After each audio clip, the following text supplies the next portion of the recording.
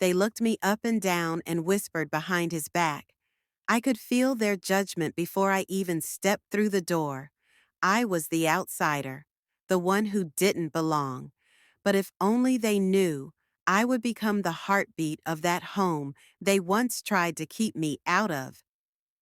If you've ever felt like you didn't belong, this story is for you. Stick around, because sometimes the people who laugh at you end up needing you the most.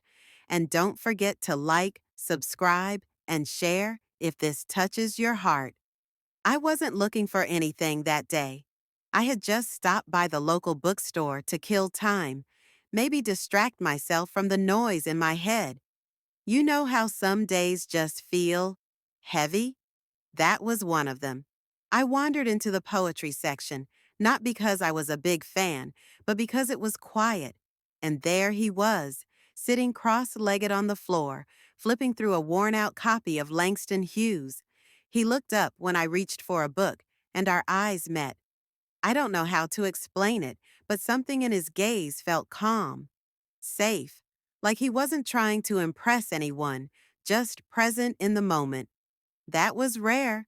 He smiled first, then said something silly like, "You sure that one's not too tragic for a sunny day?" I laughed. I think we both needed the conversation more than we realized. We stood there for what felt like a few minutes, but somehow the clock said 2 hours had passed. We talked about books, yes, but also childhood, food, the way fall feels in your chest when the leaves start changing. He listened like my words mattered. That doesn't happen often. I didn't expect anything to come from it. People don't just meet in bookstores and fall in love. That's the kind of thing that only happens in movies, right? So when he asked me out for coffee, I said yes, but told myself to keep it light, no expectations. But one coffee turned into dinner, then a late night walk, then a weekend road trip. And slowly, without meaning to, he became the first person I wanted to talk to in the morning, and the last one I thought about before I fell asleep. In the beginning, our love felt like breathing, natural, easy, unforced. We didn't need grand gestures or dramatic promises. It was in the little things. How he always brought me the exact tea I liked. How he remembered I hated loud restaurants. How he texted good morning before I opened my eyes. It was simple, beautifully so. We'd sit on park benches and people watch for hours, or cook together on Sundays while soft jazz played in the background. I felt safe, seen. I hadn't felt that in years. And honestly, I thought we were invincible. But the world doesn't always welcome simple love when it looks like ours. The first time we walked into a restaurant hand in hand, I noticed heads turn. Some stared, others whispered. It was subtle, but it stung. I started to see the way people looked at us differently. Not everyone, but enough to feel it. I remember asking him once, "Do you notice how they look at us?" He nodded and said softly, "I do, but I only see you." He meant it, but the truth was, we were living in two different experiences. He didn't get the side eyes from women clutching their purses. He didn't hear the assumptions whispered behind my back. Still, he never let go of my hand, even when the air felt thick with judgment. Then he told me something that changed everything. "My family," he said, "they're traditional. They won't understand this at first, but I want you to meet them." I froze.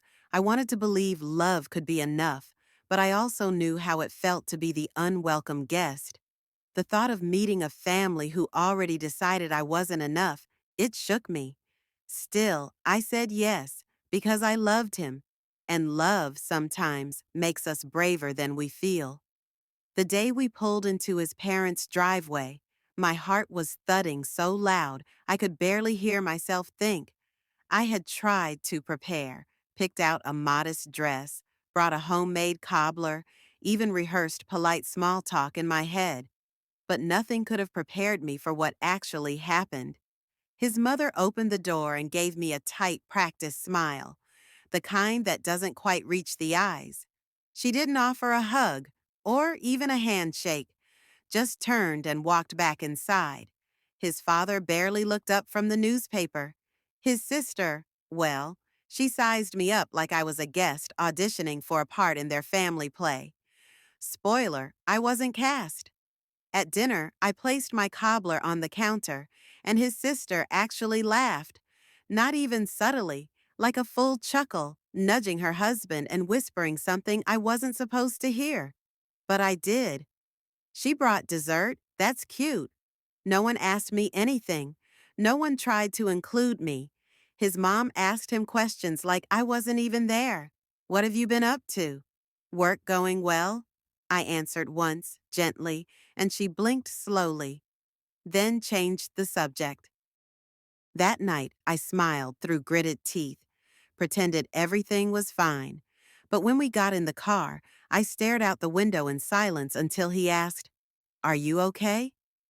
That's when the tears came, not loud or messy, just soft, steady ones. I told him, "They don't want me here. They don't even want to try." He squeezed my hand, told me he loved me, that he was proud of me. But I couldn't shake it. Their house felt cold, not because of the temperature, but because of the way they made me feel invisible. And I wondered, was love going to be enough? For days after that visit, I couldn't stop replaying everything in my head. The looks, the silences, the way his mother acted like I was furniture, present but not acknowledged. I kept asking myself, what did I do wrong? But deep down, I knew the answer. I didn't do anything. I was just me. And somehow, that wasn't enough for them. I started pulling away, slowly at first, canceling plans, taking longer to reply to his texts, smiling a little less on our dates. He noticed. Of course he did. One night he sat across from me, holding my hands in his and said, "You're not here anymore." Not really. I took a deep breath and told him the truth. I don't want to be the reason you lose your family. I don't want to stand in the middle of you and the people who raised you. I'm tired of feeling like I have to prove my worth just to exist. He was quiet for a long time. Then he said, "You are not the problem. Their narrow world is. I love you. I choose you." As beautiful as that was to hear, it didn't fix the ache inside me. I needed space. I told him I had to step back, not because I stopped loving him, but because I was losing myself. I had forgotten how to breathe without tiptoeing, how to be me without constantly looking over my shoulder for judgment. So we took a break. It broke my heart, but I knew it was necessary. I moved cities, found a new job, tried to rebuild a version of myself that wasn't shaped by their rejection. And I told myself, if he truly loves me, he'll find his way back. But right now, I need to find mine. Months passed. Quiet, reflective, and honestly, healing months. I had moved to a new city and started over. It wasn't easy, but I focused on me for the first time in a long time. I started journaling again, found a therapist. I took solo walks, ate alone without feeling lonely, and slowly, very slowly, I stopped blaming myself for things I couldn't control. One afternoon, while sipping tea at my favorite little cafe, I got a message. It was him. "Hey, I hope this doesn't mess with your peace, but I miss you. I still love you, and I think about you every single day." My hands shook reading it. Part of me wanted to run in the opposite direction. I had just found balance. But another part, the bigger part, wanted to believe that maybe, just maybe, love was still possible. Not the version we had before, but something stronger, wiser. We talked, slowly, carefully, and eventually he asked me something unexpected. "My mom wants to see you again.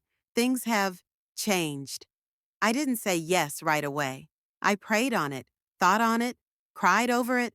But in the end, I went, not for them, but for me, because I wasn't the same scared girl anymore.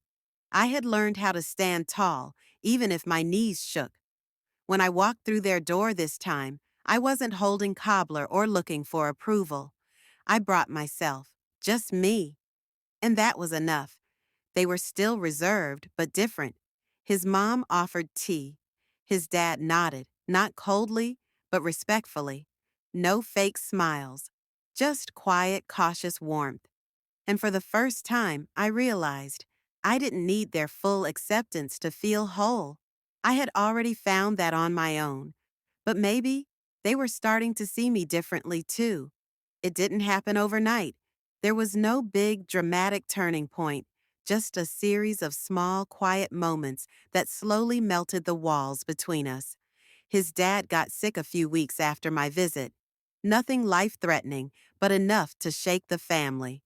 While everyone scrambled, unsure of what to do, I stepped in without being asked.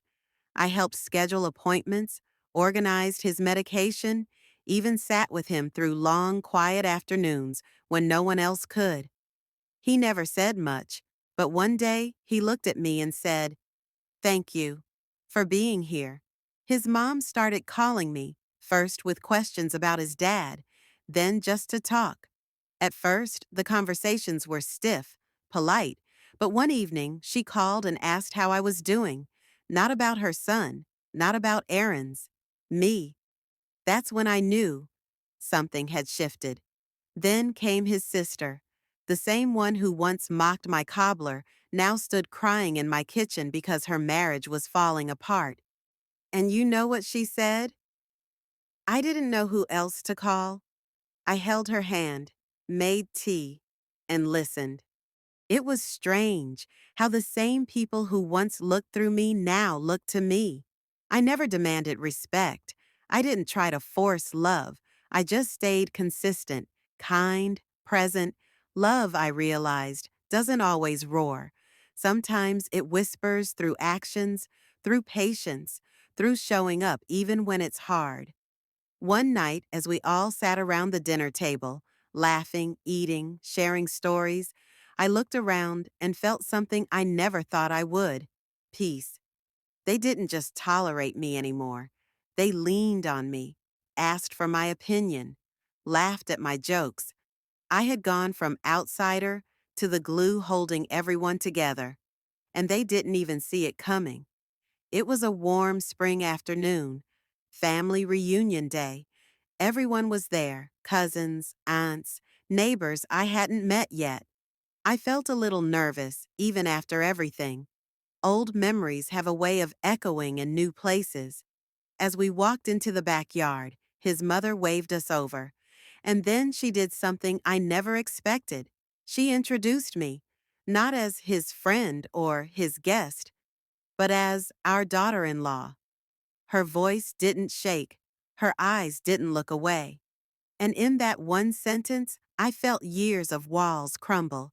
Later that day, his dad pulled me aside, quietly, almost awkwardly. He said, "I judged you too quickly. You've shown us what love really looks like. Thank you." Then walked away before I could even respond. And his sister? She called me her rock, said she didn't know how she would have gotten through her divorce without me. In that moment, I didn't feel like someone who had fought her way in. I felt like someone who had grown into her place. It didn't happen through shouting or proving. It happened through showing up, again and again, until they couldn't imagine life without me. And neither could I. I used to think I had to earn love by shrinking myself, by staying quiet, staying polite, staying in the background. But now I know better.